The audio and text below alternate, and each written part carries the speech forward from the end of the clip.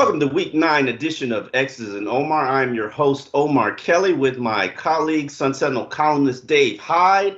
Last Sunday, the Miami Dolphins put together what I'll argue is the most impressive victory of the Brian Flores era.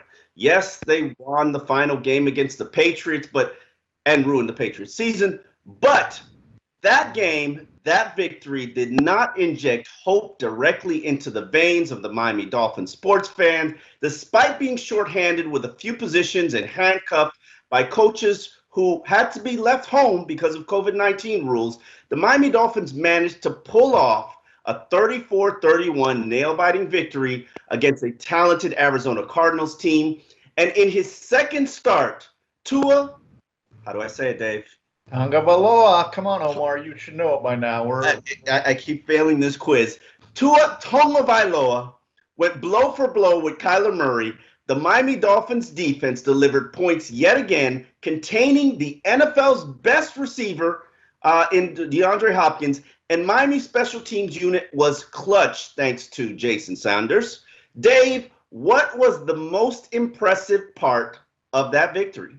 Well, let's not look over the obvious, right? It was Tua. It was, as you just said, as everybody who saw the game left thinking, okay, we got a quarterback. Okay, and that's the way you left, because his final drive, the final drive was the most impressive thing that tied it up, 31-31. Long drive, what was it, 93 yards, 10 plays.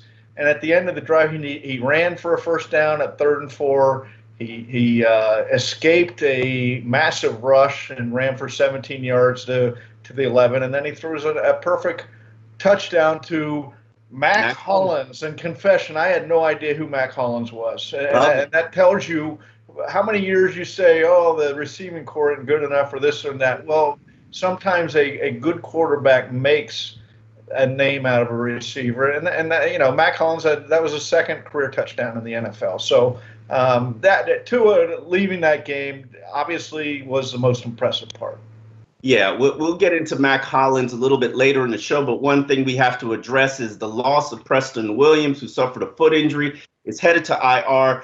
At this point, it's unclear if he's going to come back to the 53-man roster and be able to finish the season, but he's sidelined at least 3 games. We've only got 8 left, Dave. Who's going to have to step up for you?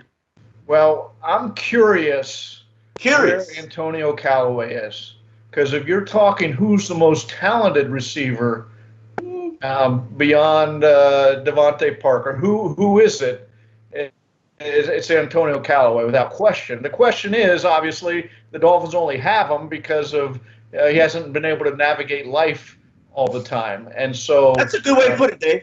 You saw him at Florida, how talented he was. You saw him at times. He was in the Browns Hard Knocks thing, and the coaches were telling other receivers like Jarvis Landry, you got to make sure this guy keeps his head straight and stays on the field, because they saw the talent. So we don't know where he is. We don't see practices. But if you're saying I'd like to see, who can replace Preston Williams, it'd be him. And let's not overdo Preston Williams. At 18 receptions, it's a loss, and he started as a loss. But everybody's losing players, and this is overcomable. Super talented receiver in Preston Williams, probably one of the most disappointing performers so far this season. He just was too inconsistent, but I would argue that he's probably the most talented receiver that they have. Unfortunately, he's battling injuries for the second straight year. Let's hope he gets healthy and gets right and comes back, but definitely somebody has to step up. We'll address that a little bit later in the show, but let's get into our first question, which comes from Zach, Dave. What is the realistic expectation for this team this year, Dave? What are we adjusting expectations? I got Arizona, the Rams. They're 3-1 against the NFC West, which is considered by many to be the best division in football. So I'm adjusting upwards, and I hate to say, but playoffs are a realistic option right now. Playoffs? Are you talking about playoffs? I'm talking playoffs, Omar. I'm not saying, if they don't get in them, it's a disappointment. But you look where they are. You look in the next month, they play winnable games. and starting with the Chargers. So yeah, I think the playoffs are I don't know if expectation, but that's a realistic thought right now.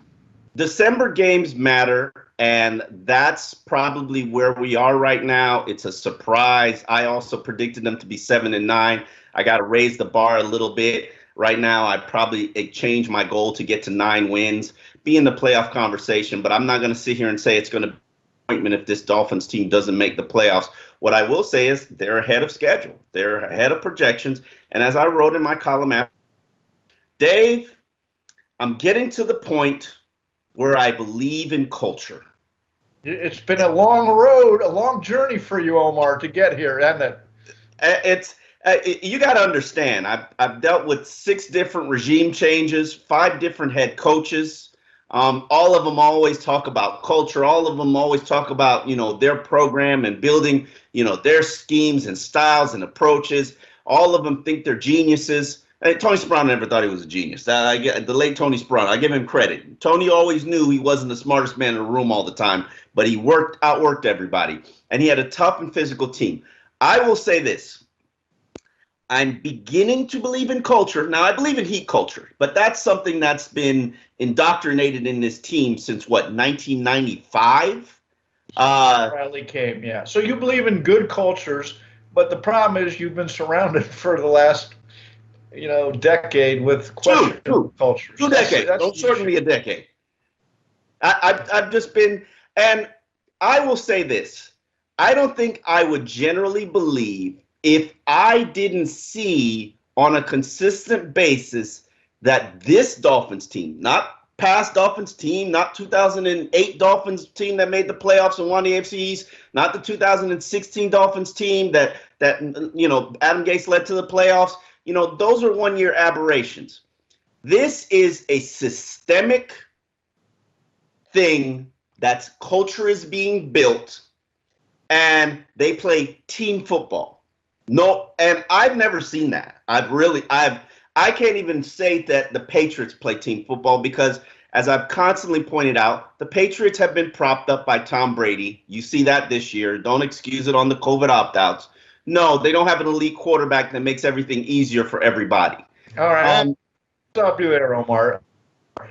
The 3 or 4 best quarterbacks of this era, Tom Brady, Drew Brees, Aaron Rodgers, and we throw in Peyton Manning, even though he retired a while ago.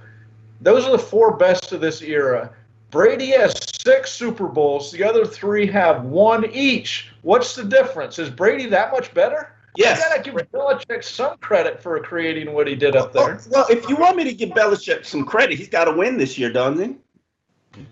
Well, I will say if he goes down consistently for a few years, I'd agree with you that okay, Brady was an overvalued piece, but they were up for 20 years with 4 or 5 different rebuilds in there. And getting off topic, let's get back to Brady makes it easier, Dave. Just admit, Brady makes it easier. Philip asks, what can the Dolphins do to bolster the league's 28th ranked rushing offense? Woo! 28th, but they're actually last in yards per carry. What's even more troubling is the yards per carry drops to 3.2 when you take out Ryan Fitzpatrick and Tua Tagovailoa scrambling. Tua hasn't scrambled that much. But Fitz, who's still the second leading rusher on this team, I think he might need to play a little bit of tailback. Listen, he might want to. Yeah, he probably does want to. Right now, you need DeAndre Washington to come in and save this team. Hope that he's the prayer that they answer. They traded for him last year from the Kansas City Chiefs. That's an organization that does it right, gets it right from an evaluation standpoint. Marvin Allen, the Dolphins' assistant general manager, was with Kansas City, but DeAndre Washington was not with the team then. Reggie McKenzie, he was actually in Oakland, and Reggie McKenzie was an executive there. So they got inside knowledge on DeAndre Washington. The hope is that he can come in here and rescue this run game. Because right now, Dave, there's just nothing there. And I can't put all of the blame on the running backs because I've said this all season. You've been a witness to me on this show. You know how much I love line play in the trenches. This offensive line, they are not creating a run surge. They are not opening up lanes. It has been bad. Not 2019 bad, but it has been bad. And until you start to sort of create a run game identity, you're not going anywhere. All right, let's. That feeds into the next question, Omar. Luke Lewson wants to. Is there a quick fix for the run game? Yeah, there is a quick fix for the run game. I think it's time that we acknowledge and admit that Jordan Howard was a disaster of a signing. He looks slow. He just looks slow. Can't get to the holes. No explosion. I used to think that the problem was on the style of the offensive line and the style of running. No, it's Jordan Howard. You stick a fork in him. There's a new running back, a rookie from Washington. I'm going to butcher his name because I always butcher people's names. Salvon Ahmed. Let's hope I got it right. He showed some flashes in that game.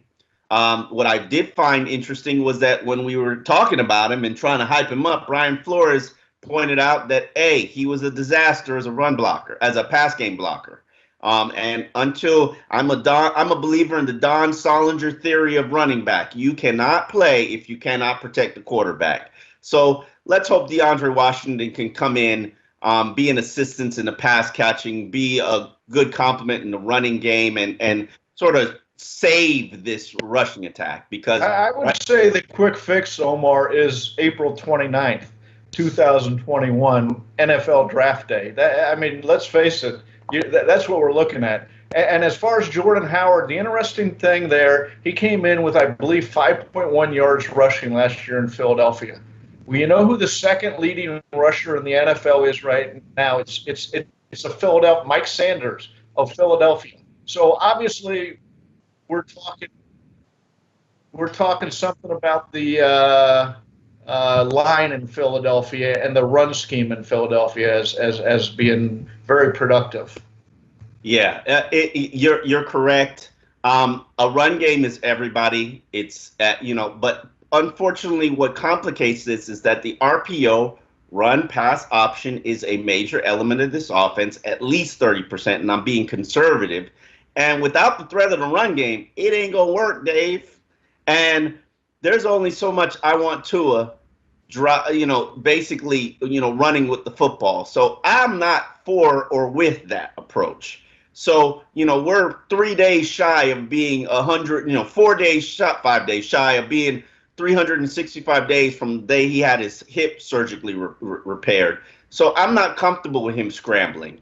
Out of necessity, yes, but him scrambling around, no. So we got to find, and when I say we, the Dolphins, they have to find in the next 8 games, if they want to be serious playoff contenders, a rushing attack. Have to. It's not an option. JT has a good one. Can Emanuel Ogbah be a premier pass rusher for Miami, fitting their needs long term? Well, he's certainly a short term. He's already a career high sack, 7.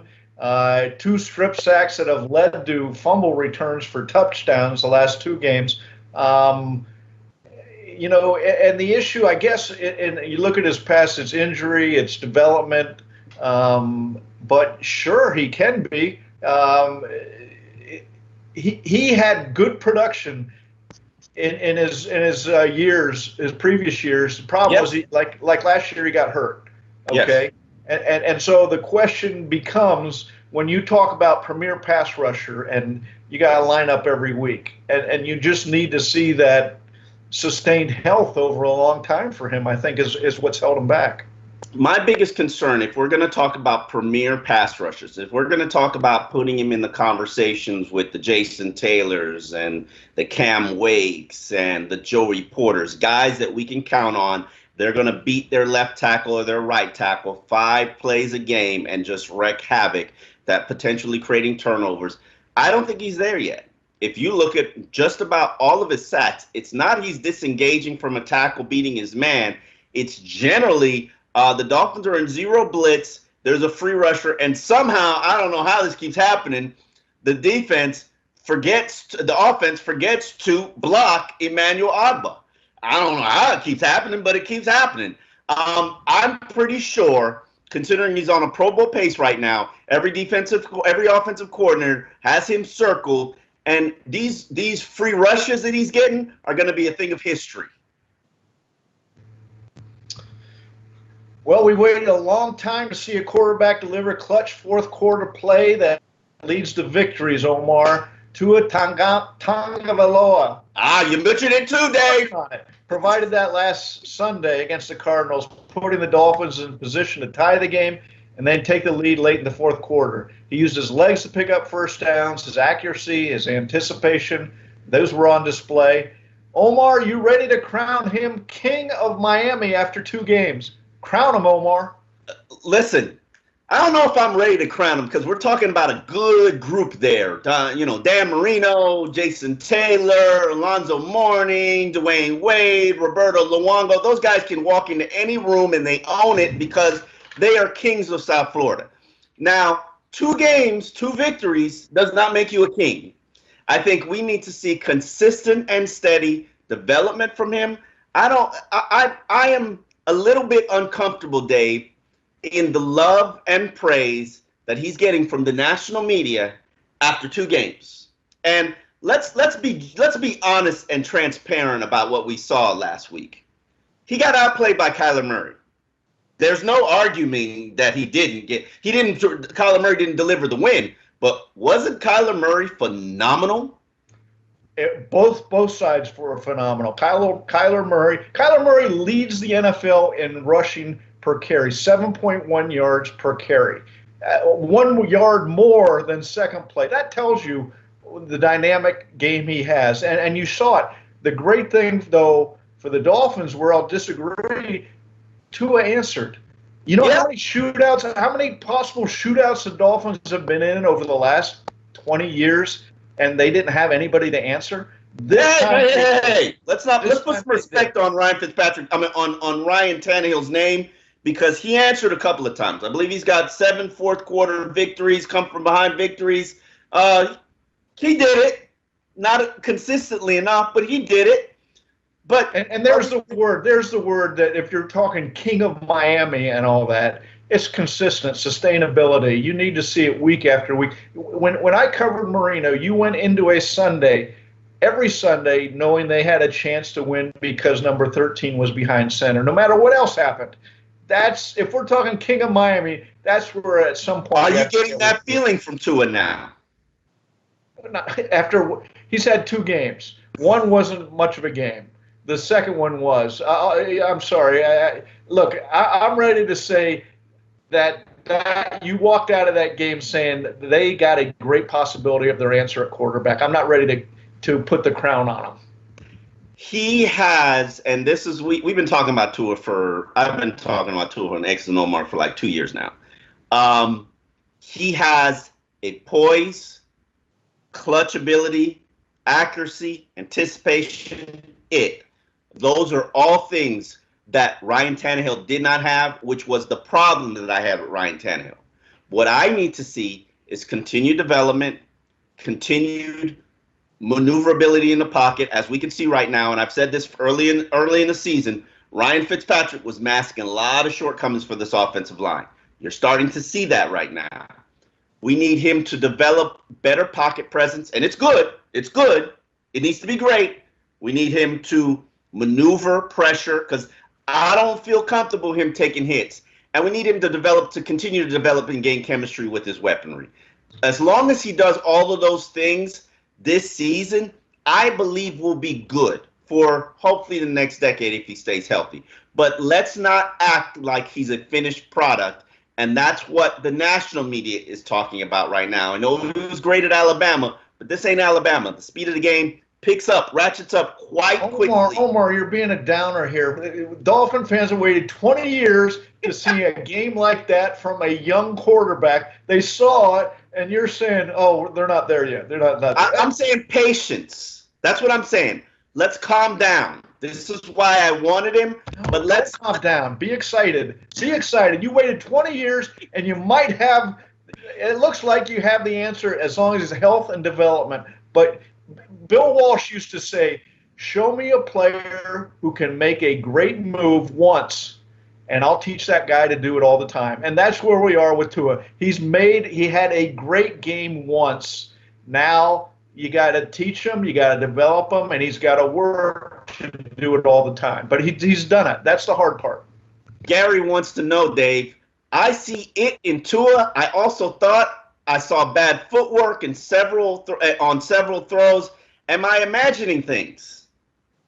Well, look, in the first game, he looked uncomfortable in the pocket, okay? Was it the rust?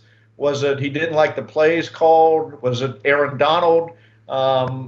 He looked a lot more comfortable in game 2, okay? And we can get into, I got to admit, I'm not a technician to be talking if there's footwork and all that stuff. I'm the results guy, and I saw the results in that game. I think, even Brian Flores talked about it, stepping up in pocket presence, footwork. And footwork is very key and fundamental when it comes to accuracy. And I'm not saying that he's not accurate, because he's very accurate, which is why I absolutely loved Tua in the draft process and loved him at Alabama.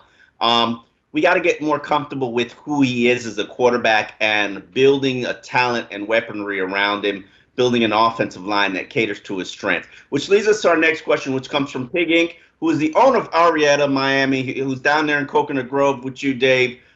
He wants to know, the pressure allowed by the offensive line on Tua, was it on Tua or was it on the offensive line? Was it me, or did the rookie running back look better than all of the other options? And he's talking about Savan, Ahmed. Let me start this question, Dave. The offensive line, Ryan Fitzpatrick had pressure on the offensive line, right? So it wasn't, just Tua or his fault. And this gets back to the idea organizations make quarterbacks. And 7 years with Ryan Tannehill, if that taught you anything, it's the belief that organizations do make quarterbacks. That he left, and the first year out of here, he was great. Okay, so to say it's all Tua is anybody who's watched football knows that's wrong. But he has the basic component to be great. Now the organization has to put in everything around him to help him. I mean, and he's got the defense. You've seen that 4th and 1, they stopped him, they got him back the ball. There's a way. Nobody thought the Dolphins were a developed and finished product this season. Okay, and they've taken bigger strides than I expected. And there's another big draft coming up to fill in a lot of these holes that we're talking about. Running back, receivers, some of the playmakers is really what they need on offense. Yeah, to me, this offensive line, I see two things stopping this team from being what they have the potential to be. And I address it constantly on the show. I address it in my work for the Sun Sentinel. I hammer it because, it's fundamentally what I believe in football. You got to be able to run the football, and you've got to be able to stop the run. The Dolphins are a tragedy in both. And until this offensive line improves, this team is going nowhere. Jesse Davis filled in and replaced Solomon Kinley as a starting right guard. I think that was the right move. I think that's the right thing for this organization. Solomon has been John Jerry-esque on the offensive line. He's very hard to move in the passing game, but he's going nowhere in the running game. And that's a little bit of a surprise for me because he was a road grader at the University of Georgia. Now, can he improve? It'll be an open audition according to Brian Flores, and he doesn't know who's going to start. And you got 6 guys competing for 5 spots. Jesse Davis is the utility guy. He could start anywhere on the offensive line except for center. I need this unit to improve. And if we're talking about wholesale changes, damn well so be it. Because right now it's not good enough. And Omar, they're probably the only team in history to start what could be 3 offensive linemen who are rookies and a rookie quarterback. I don't give a damn, Dave. So before we get into wholesale changes, let some development happen, right? I mean, that's where we are right now. I've seen 8 games of development. It's not good enough, and it's not good enough, and they're going to get Tua hurt, and I'm very uncomfortable with that. they are going to continue to hold this team back if they don't open up some running lanes. It's not all on these backs. Look at Kalen Ballage and what he's doing right now. Yeah, he's on his third team in 1 year with the Chargers. 67 rushing yards, 1 touchdown. Kalen Ballage is a guy, he had some talent. The line wasn't able to open up running lanes. Now, they got to start opening up running lanes. It's not an option. This team will not be good or not continue to have success if they continue to be inept in running the football. And they are inept in running the football. Okay, KB the Gambler says, what's good, with Houston's pick, do we draft Micah Parsons, offensive line or wide receiver? Wow, we're into the draft already? Is that where we're going? Midway point of the season, it's time we get some draft talk in there, Dave. I thought we were a real team now where you don't talk draft in the middle of the season. Yeah, it's never too early to talk draft, Dave. It's never too early to talk draft. To me, if we're just looking at this team in terms of what we're trying to build around Tua, yes, Micah Parsons would be a great fit. He's a dynamic linebacker who they need, if we're just talking about the pieces here, they're an inside linebacker away from, in what I believe is an elite defense. Inside linebacker, probably a proven nose tackle, maybe a good pass rusher. University of Miami pass rusher Greg Rousseau, he would be a good fit for this team because he's one of those pass rushers that is very dynamic and can't really be blocked one-on-one. You got to give him some extra attention. But then I also want to bring up the point that more is needed on this offensive line. So Pernell Sewell from Oregon, he would be a good fit for this team. But if we're really going to talk about the one thing that Tua is missing and the one thing that Tua needs, outside of a running game, of course, it's wide receiver. And LSU's got Jamar Chase. Alabama's got 2 wide receivers that Tua is comfortable and familiar with, and Jalen Waddle and Devonta Smith. And really, it would be ideal if they use one of their top 4 picks, which are clearly going to be in the top 4 picks in the top 64 selections, on a dynamic wide receiver. Guy who can give you run after catch yards. Look, they need playmakers on offense. They need some pieces on. They need great players is what they need. Okay, that's still what they're missing. They got some nice pieces that you talk culture, you talk. A lot of things are coming together, but they still need. If we're talking a sustained run of very good and contention, you still need some great players. So I still don't think they're in the just get this position or this position. Get greatness. Go out there and find greatness still. Definitely. I don't disagree with you, but they need a run after catch receiver, and we'll talk about that in the next segment. It's finally time for rookie quarterback showdown everyone in the nation has wanted to see, Dave. I know you're excited and you want to see this. Justin Herbert, the hot sensation with the cannon arm, prototypical size, versus Tua Tagovailoa, the former Alabama standout who won his first 2 starts. Since Herbert has become the starting quarterback for the Los Angeles Chargers in week 2, he's delivered 4 games with 100-plus passer rating, Dave. 4 games with 300 or more passing yards, Dave. 5 games with 2 or more touchdown passes, Dave. He's only delivered 2 wins, but he's got a 104.7 passer rating, which makes him one of the hottest quarterbacks in the NFL. Did Miami get this wrong, Dave? Are you having buyer's remorse? If you're going to say who would you take right now, I'd have to probably say Justin Herbert because he's done it a little longer, and you don't have to worry about the injury. Okay, that's ultimately to me the deciding factor. I'm not saying they got it wrong. I think both of them could be right. I think you saw what he can do last week. You've seen what Justin Herbert's can do. What if there wasn't a bad decision to be made there? That would be a rarity, but it looks like early on that's what's going to be the case from this draft. I remember watching Herbert at the Senior Bowl, and I believe I talked about this on X's and Omar, and I went into that Senior Bowl last year specifically to see him because the film didn't do him justice. Size, cannon arm. He had a little bit of accuracy issue. He's kind of got a meek personality, and I saw a lot of that. And to me, that's what makes me feel comfortable about the Tua selection. You can't be around Tua and not realize he's got it. You can't be exposed to him and not see that intangible that Ryan Tannehill was missing. And when I met and talked to and interacted with Justin Herbert, I felt Ryan Tannehill. It was Ryan Tannehill all over again. And congratulations to him on his dynamic start and how hot he's been. But you know what the bottom line is, Dave? And I know you're going to argue this because you pointed it out to me, and I didn't know it until you made a point. He's only delivered 2 wins.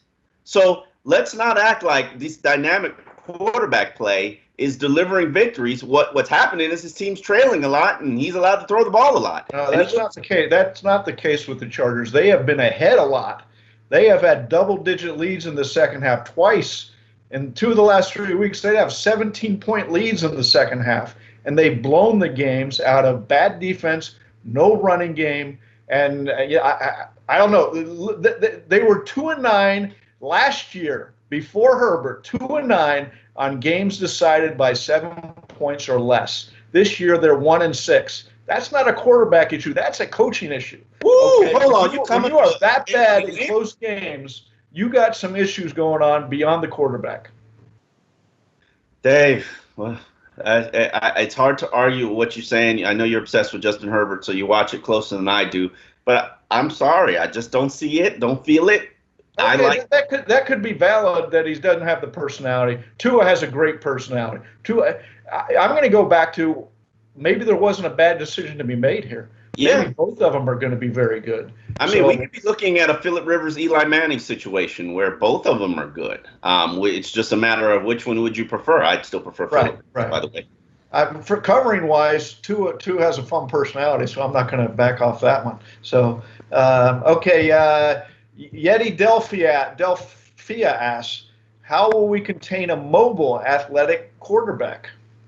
I don't know, unless Tyrod Taylor is starting, and I don't think he's starting. I know Justin Herbert took a couple of physical hits. We'll know a little bit more on the injury report about his practice participation, but I expect Justin Herbert to start. And I would not describe him as a mobile quarterback. Yes, he's got athleticism. He's like 6'7", so he's a huge quarterback. I'm not necessarily going to say he's a statuesque quarterback, but he's more Ryan Tannehill-ish. He's a guy, you move him around, you move him in the pocket, but he's not going to scramble to death on you like Kyler Murray did. Jesus Christ, I'm having trauma from looking at a Kyler Murray scrambling. That guy's got some juke ability right there. Best runner I've seen since Marcus Vick at the quarterback position.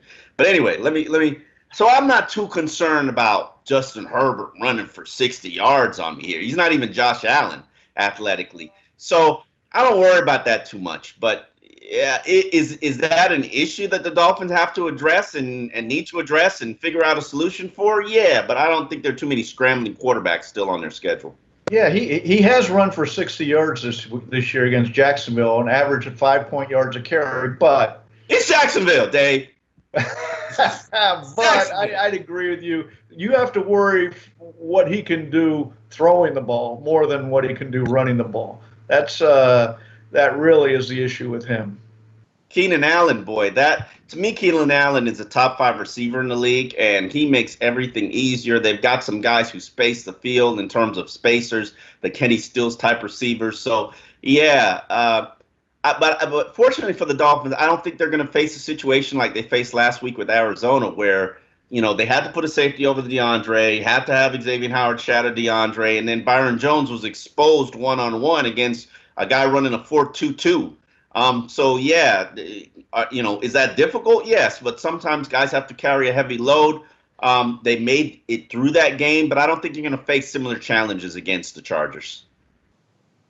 Public enemy number 1 has an important question, Dave. Can we limit this Chargers team to 100 rushing yards? Wow, Dave. Chargers are averaging 135 rushing yards per game. The Dolphins are allowing 131 rushing yards per game. They're ranked 26th right now in terms of rush defense.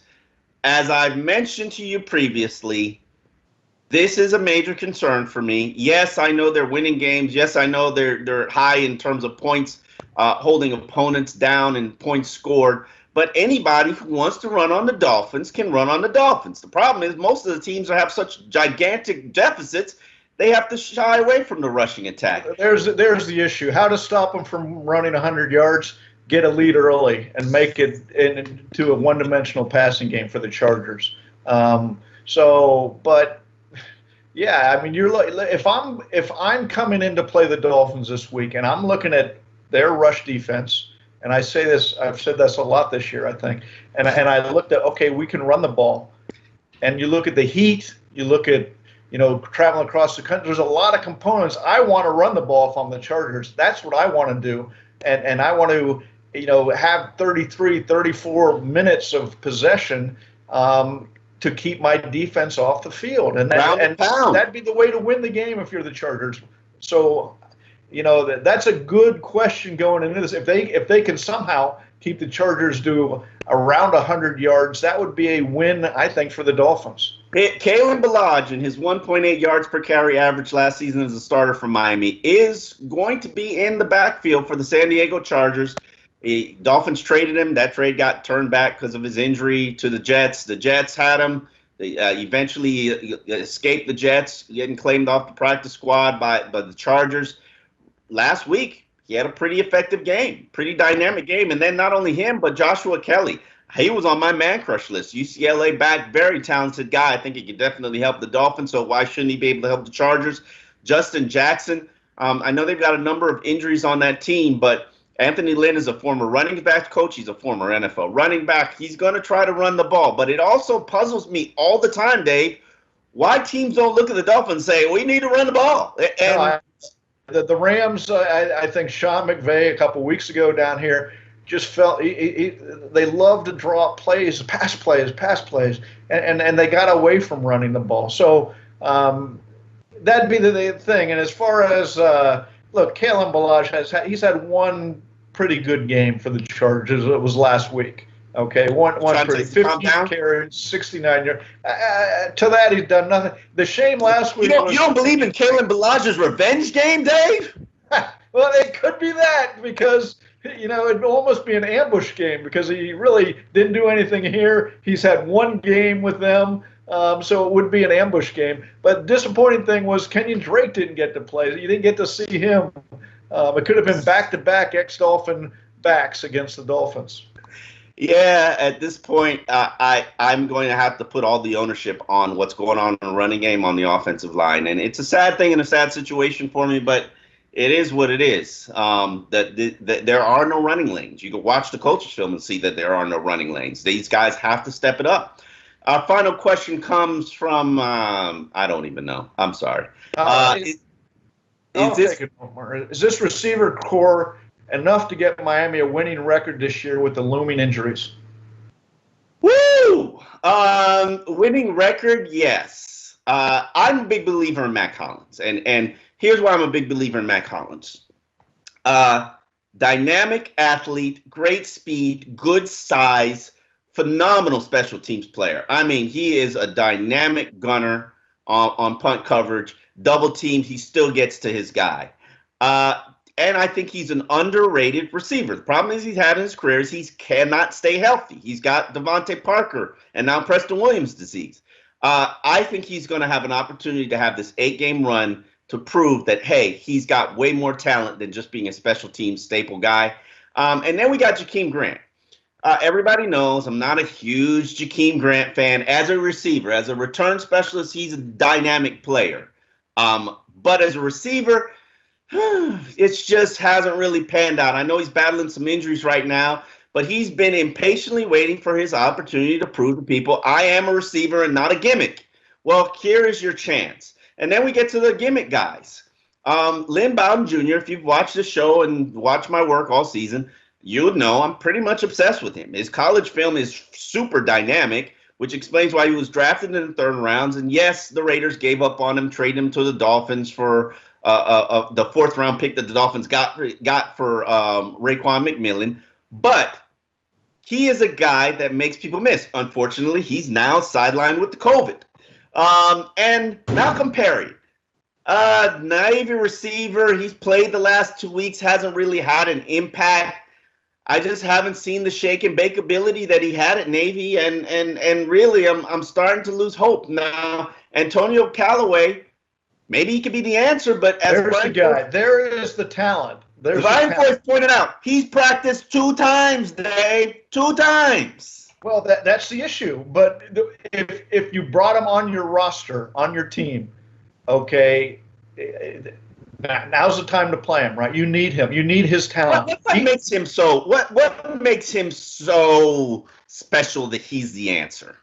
He gets open. He makes big plays. You saw him at Florida. You saw him at times with Cleveland. The times he was out there, you can see the talent very obviously in what makes him a good receiver. His talent. Again, can he navigate life to stay between and get on the field? That's the question. And if I'm curious, where is he in the Dolphins program right now? If he knows the playbook, if he's done what they want, is he matured? That's what you're if so, you got him. Play him. That'd be the question. I'm curious to see what happens with him and all this. He's better than anybody else they got besides Devontae Parker from a pure talent perspective. Now, what? Pure talent. He's better than all of them.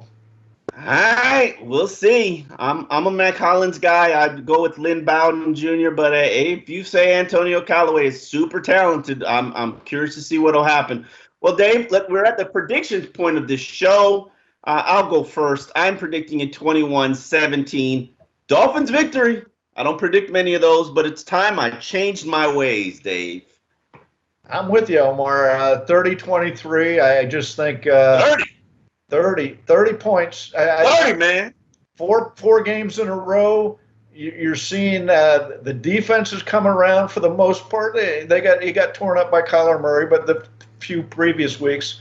And now you see Tua. You're seeing components to this team that you didn't see at the start of the year, and that's the hallmark of a good season. It'll be interesting to see what happens. We both picked the Dolphins. That hasn't ran well for us this year, Dave. We're kind of sucking in the picks category. But I haven't even looked. I don't want to know. Hopefully the tide turns and this team continues. I want to see this team continue to make a playoff push. They're kind of trying to make me believe in culture and that team stuff. So it'll be interesting to see what happens. Thank you for watching X's and Omar. We are here every Wednesday at noon. You can watch us live on YouTube, and then the show's reproduced on the Sentinel website. You can also catch X's and Omar, the podcast, on every possible streaming site that you can find. We are there. Just search for X's and Omar. Dave, looking forward to Sunday's game, and stay safe.